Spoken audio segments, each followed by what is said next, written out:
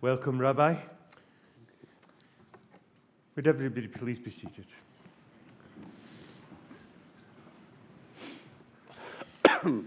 Moderator, commissioners, and honored guests, I firstly would like to put on record my sincere thanks for inviting me to speak today at this eminent gathering, the General Assembly of the Church of Scotland. It has been an honor, a great honor, to get to know leaders of the church and take part in a most fruitful dialogue with you in a mood of respect and desire for mutual understanding. I've been impressed and inspired at how you look to embrace and engage with vital issues that find themselves at the forefront of society's concerns, such as the environment, and wish you only success in these endeavors. I know that the Chief Rabbi is passionate too for our community to be relevant and engaged with such issues. Being here is moving for me. I was born and brought up in Edinburgh.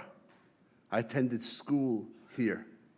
I made friendships here and will never forget the positive pride of being Scottish. Even though I've been an observant Jew for many years, as a child, I would have two holy places: the synagogue that I would attend weekly in Newington, and Tannadice Park.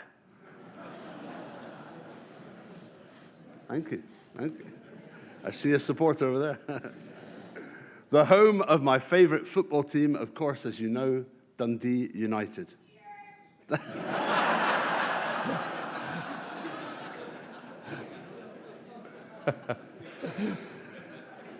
To be noted, please.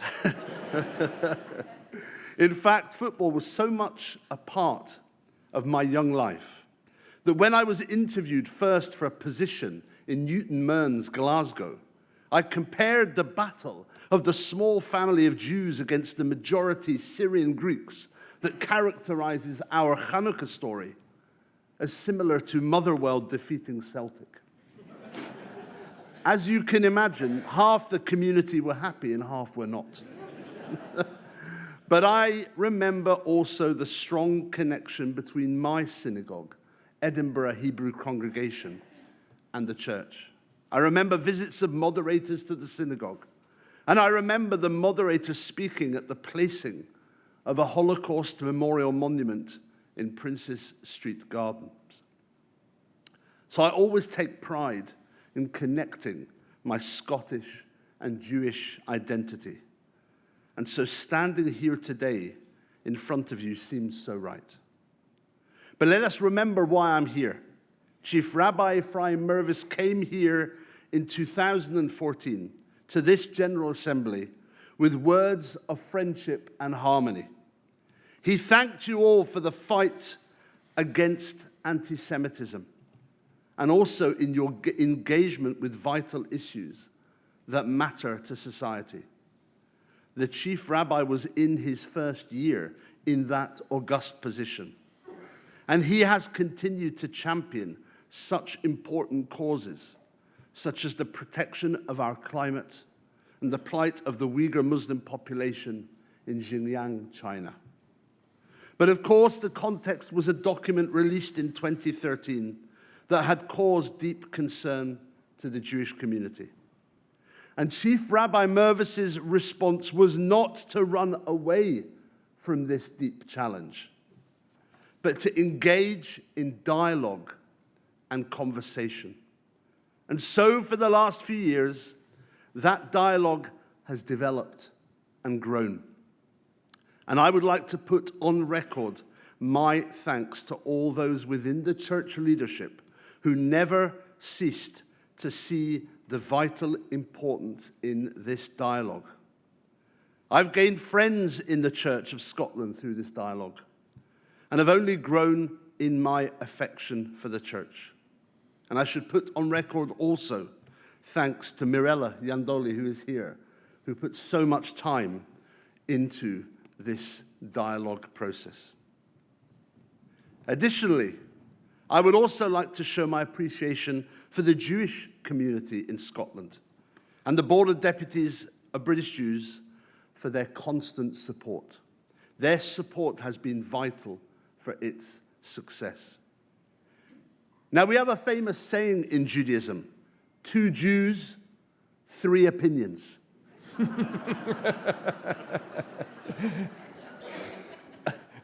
Another way of saying this is referring to the Jewish person who is washed up on a desert island and is asked for his first wish as to what should be placed there for him. He says 2 synagogues. 2 synagogues? Why, he is asked. Well, I need the synagogue I attend and the synagogue I don't attend. Jewish people are an argumentative lot. In fact, according to our midrashic texts, argument was created by God when God separated between the upper and lower waters in creation. In essence, arguing, taking different approaches, is part of our human DNA.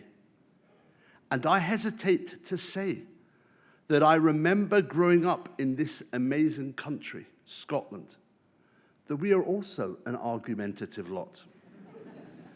And that can also be represented within the church's Presbyterian structure that has always pushed back against leaving power in the hands of the few. So dialogue between our communities has, as you can imagine, been a challenge. But in the development of a glossary of terms, I think we have together created a path of hope for the future relationship between the church and the Jewish community. This glossary has done 2 things. Firstly, it has deepened mutual understanding surrounding the very terms that can and have, in the recent past, caused discord.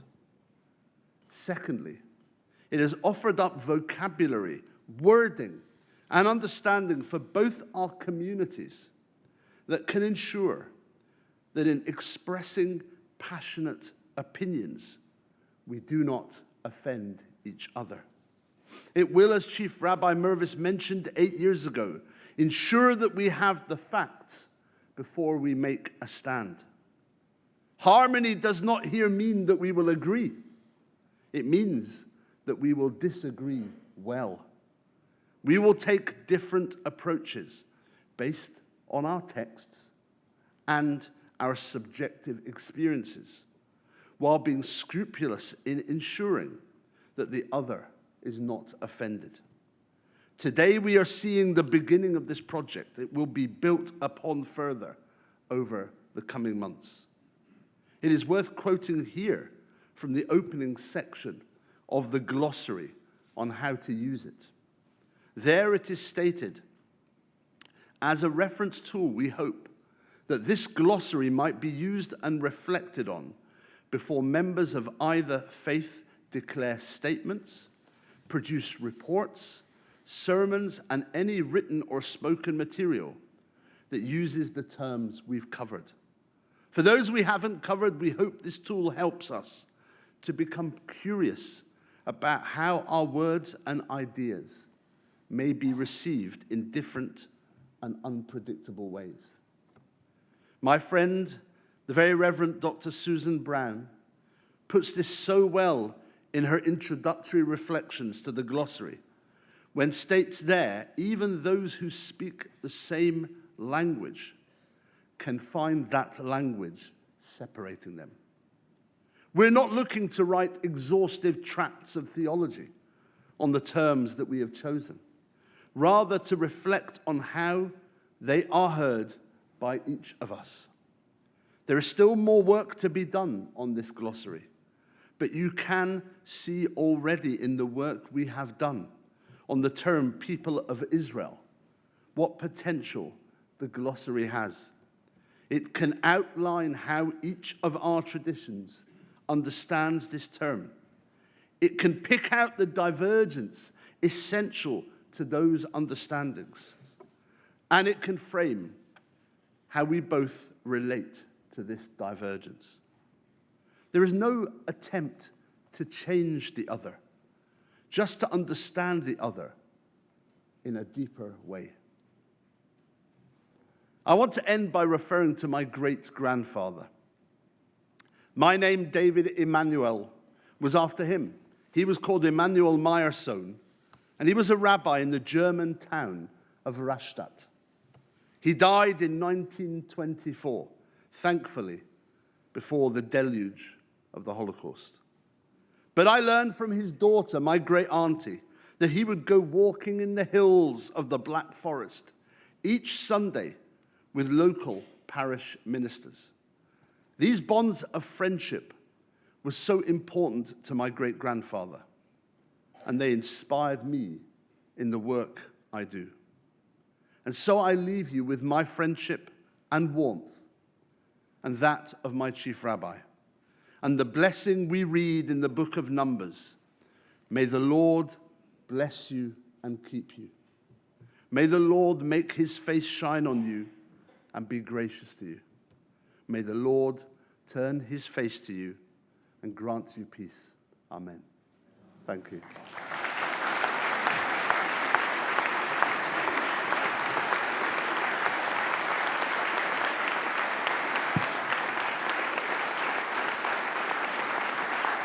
Thank you.